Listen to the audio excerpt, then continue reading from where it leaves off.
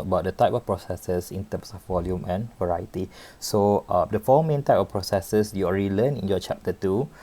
So in this chapter, we're going to add another two more processes known as profiling processes and off-diagonal processes. So capability processes is basically you have to understand in terms of volume and also variety. So capability processes is basically low in volume but high in variety. So basically it focuses on providing a capability for their customer or user rather than the prepared services. Okay, as such, they do not have the clarity of service concept that characterize high volume customer service, but they have much more flexibility to change the service outcomes, customer experience and service delivery processes. So these processes, okay, are more suited to managing strangers rather than runners. So when we talk about capabilities, we mean to say that you provide a lot of variety to your consumer or your customer. So when you have a lot of services offered to your customer, so what happens is you do not have any prepared kind of service. So it is kind of a flexible kind of thing. So you have a flexibility to change your service outcome at any time that you like. Okay, so for example, a traditional professional service, we have the lawyer and accountant. So whenever you have someone going to see a lawyer for certain cases, so every cases would be different. So you mean to say that you cannot have a prepared service given to the customer, because every services given to the customer are different according to the cases given by the customer or your client. And then companies that sell their creative ability, for example, advertising agencies, software developers, engineering design consultants, for example, a game maker. So every game that they produce might be different from another game that they already produced before this.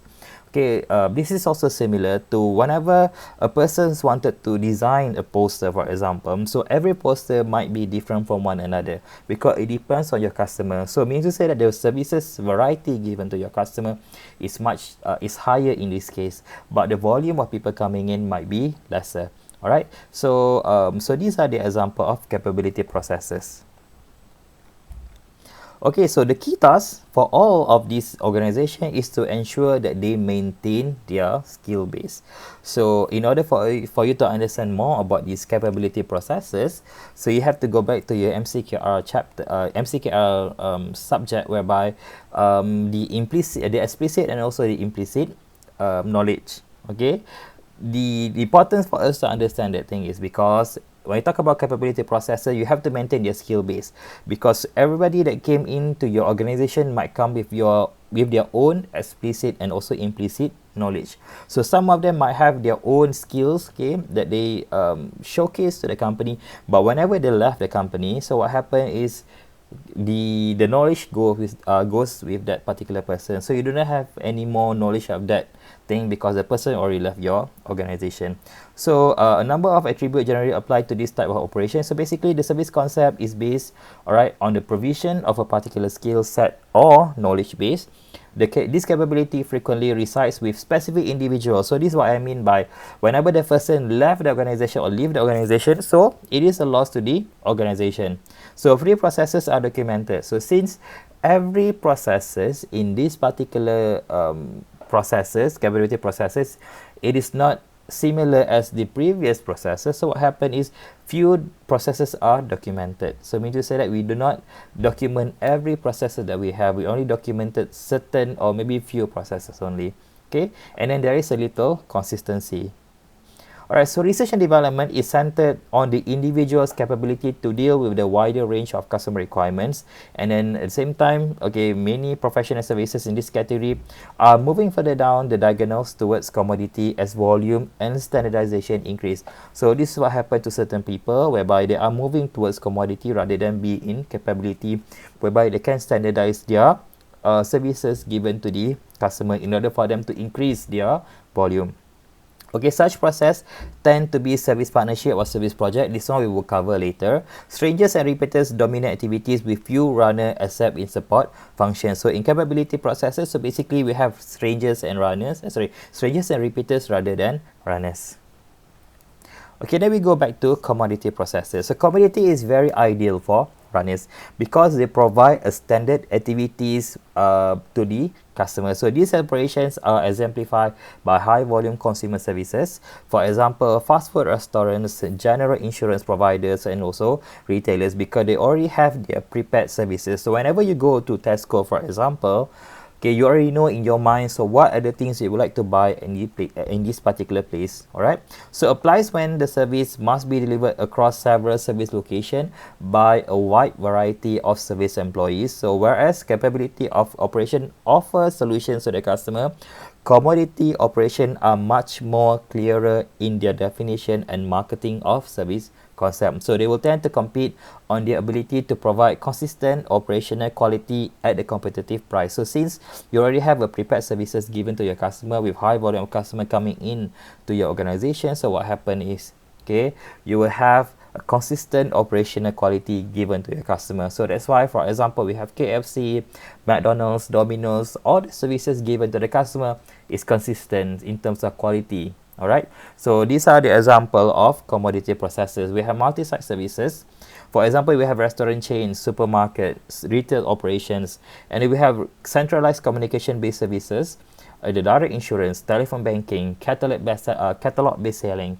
And then we have the equipment repair services, so car tire and exhaust center, domestic appliances repair, or computer service. So basically, these are all commodity processes. So a central task for service operation manager, basically, you have to maintain the consistency.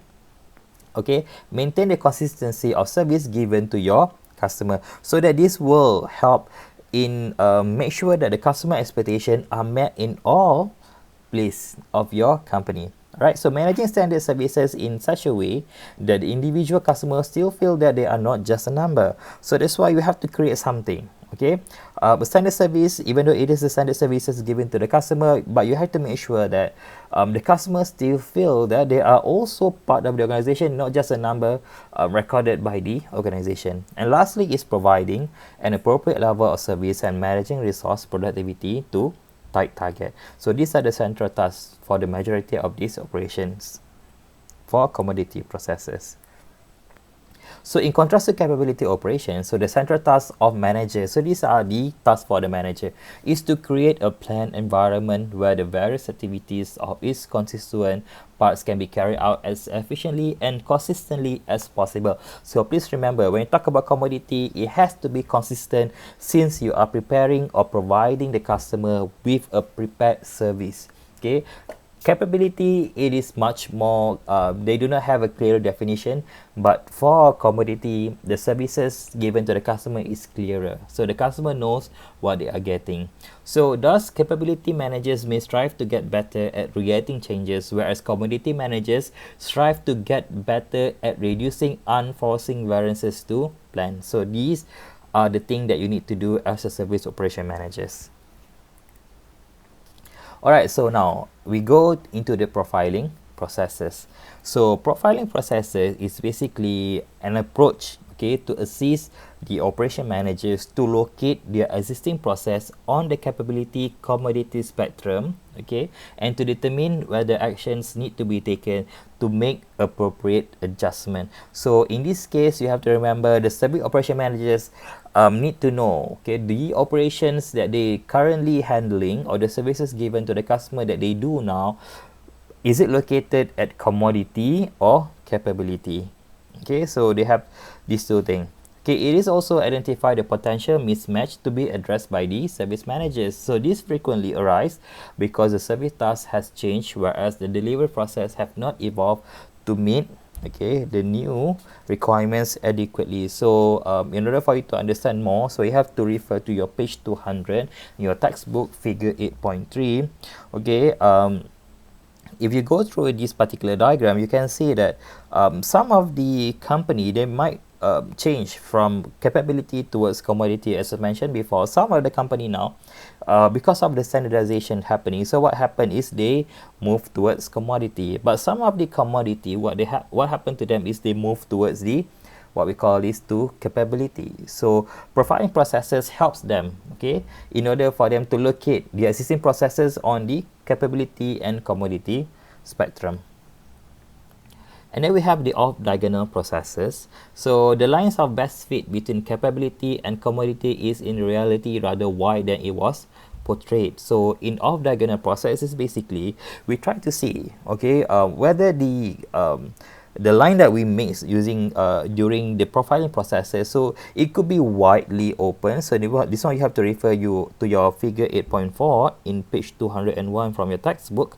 So basically we talk about off-diagonal processes. So what happened is we try to see it could go to it could be cost of low flexibility, cost of low volume, for example. Okay, so more flexible processes, better support system, and better training for employees will mean that effective area can be extended. Okay, so however, operations may sometimes find that their processes are operating suboptimally because there is no an exact fit between existing processes and also the market requirement. Okay, so these are the off-diagonal processes. Then we proceed into the complexity area. So complexity area or complexity processes, as mentioned in chapter 2, it is where you have a high volume of customer, at the same time high variety given to the customer. So attempt to provide high volume services that are capable of great flexibility. So referred to as mass customization, attempts to provide the customer with whatever they want, however they want it, whenever they want it, and at affordable prices. So any operation wishing to push their processes in these directions need to think very carefully about the technology and skills required to operate effectively and profitably. So these are complexity areas. Okay, so some of the company, what they do now, they go for mass customization. Okay, because of the high volume and also high variety given to the customer, so it is difficult for you to fulfill all the customer expectation from all parts. Okay, so that's why some of them are using mass customization. Lastly would be the operating in simplicity area. So the issue here is that operation is unlikely to be operating as efficiently as it might because it has a low volume. Okay, since simplicity has the low volume and low variety, so mean to say that the profit gain from this particular processes is not very high. But some of the organization, what they do is they use the simplicity processes as their incubator, okay, for them to test whether this particular product, this particular services will gain more profit in the future. So it is act as the incubator. Alright, so we're going to stop here before we proceed with the next part so that it is easy for you to understand.